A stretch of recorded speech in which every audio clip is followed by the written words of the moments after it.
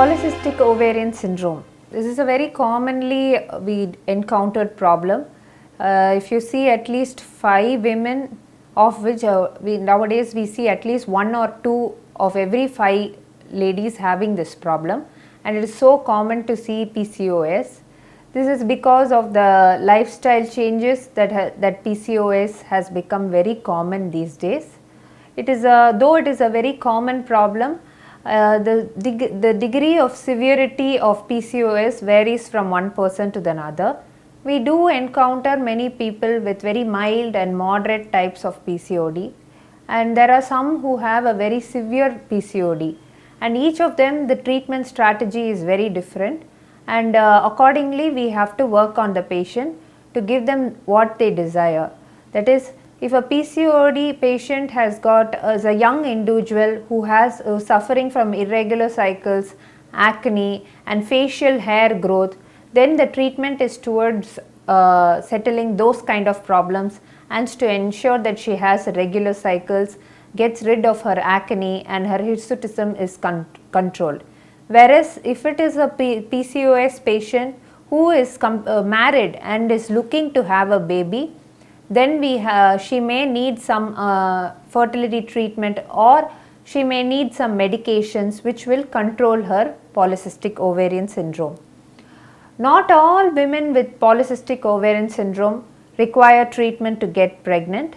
Many of them, I would say, if there are 100 women with PCOS, almost 60% will conceive on their own without any treatment.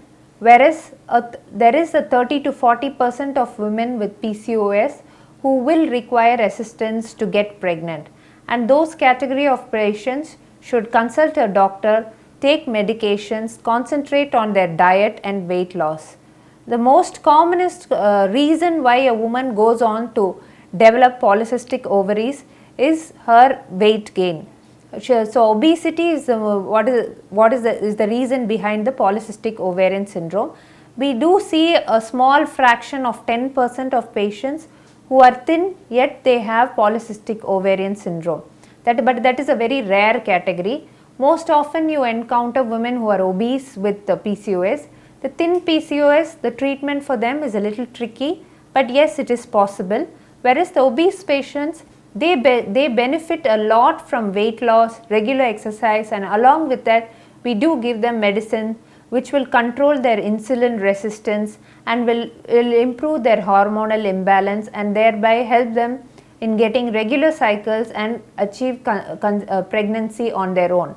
Sometimes they require treatment from the doctor where you give medicines and injections to promote egg formation, and their egg formation is essential for you to be able to have a baby. And the reason why most PCOS women have irregular cycles is because they are incapable of forming eggs consistently, cycle after cycle. Every month they should form eggs at the correct time. Only then you go on to have a regular period. Whereas when you are not forming the egg at the correct appropriate time, your cycles are lengthened and you have the 35-40 day cycles, and sometimes it is so severe that you have to take a pill, and only after you take tablets you get bleeding. And once some of them, like, they get the bleeding but it controls, but they bleed heavily for a prolonged period of time, and until they take medicines to stop the bleeding they keep on bleeding more and more. This is a fraction of patient, and there is another fraction of patient who have very scanty flow as well. The entire spectrum is due to the same cause but requires an individualized approach. The type of complaint that your patient is having and what she needs. Does she need treatment only for regularization of cycle? Has she been trying for a long time to get pregnant but it has been getting delayed? Has she already seen multiple doctors with no success? The patient has to be well informed about which category she comes into, and she has to be given the appropriate level of care. There are some PCOS who will conceive with very minimal drugs and very minimal amount of injections, whereas there are some who need a lot of injections, and they do require different types of pure injections which will control the fluctuations in their hormones and take control over the synchronized growth of follicles. And after that, they may be given small interventions like a procedure called IUI, which is intrauterine insemination, or sometimes severe category of patients may require IVF also, that is test tube baby also, to help them to get pregnant. So you cannot compare two PCOS patients and expect to see the same type of pattern. So what you need is a completely individualized. There are some common principles, but each individual is, in my last 10 years of practice, I find that each patient is a different category on its own, and each requires some amount of individualized care, and only then you are able to give a good success rate. It is not a blanket factory like approach for everybody, and you should give some individualized and personalized attention to be able to give a good success rate. And by and large, I would like to reassure the women with PCOS that they do have a very good success rate in terms of fertility treatment compared to their others who have fertility issues. PCOS patients, when given the right treatment, they do conceive easily compared to the other different types of problems in the infertility picture. And so they can be more confident and need not lose hope, and just go with what your doctor says, and not hesitate to make lifestyle changes like exercise and dieting, which is it almost contributes to 50% of the treatment, I would say.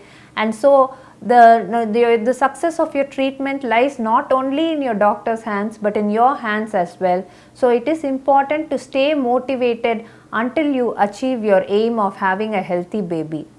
And now coming to the next category of patients who have completed their family, somebody who is having 2 kids already, but they are somewhere around 34, 35, but they have irregular cycles. Then the approach would be to give her regular cycles, not allow her to have sometimes when they are not having regular cycles, only one hormone called estrogen acts overactively in your body, which is not good for your uterus in the long run, and it may make you at risk for endometrial cancer at a later date. So it is important to take drugs from time to time to control your PCOD and ensure that you have regular bleeding at least 4 to 5 times in a year's time, so that your uterus is not exposed to unopposed estrogen action.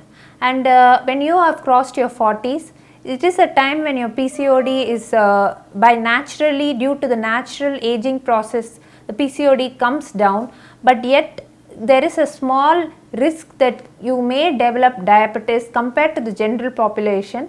Those with PCOD have an increased tendency to develop diabetes in the future.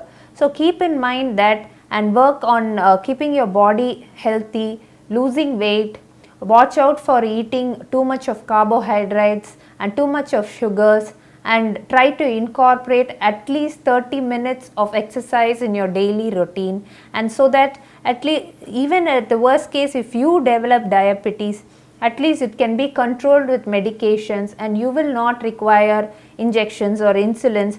You can make that amount of change by ensuring that you have a healthy lifestyle, and the preparation for that begins in your younger days itself, and it should continue throughout your elder age as well. And the women of today are well informed, and it is important to take the information and plan your health from earlier days itself, because it will be easy for you to work on your exercise and diet when you are young at age, whereas at the age of 45, 50, it will be a tough task for you to be able to start a new physical fitness program or make your lifestyle changes or your diet changes. So you should make a healthy lifestyle as a habit and not just do it for a brief period of time and forget about it later.